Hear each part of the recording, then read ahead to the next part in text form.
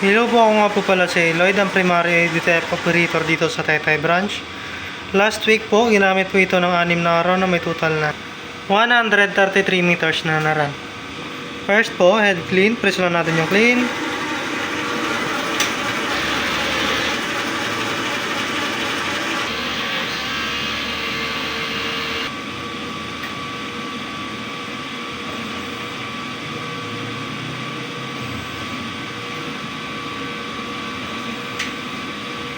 After head clean po, punasan natin yung wiper.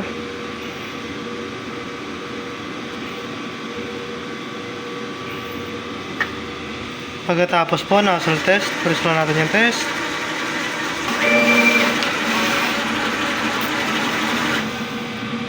Yan po. Kompleto naman po lahat ng kulay. Ito naman po yung aking capping na may 90% good condition pa po. Ito naman po yung aking printer head.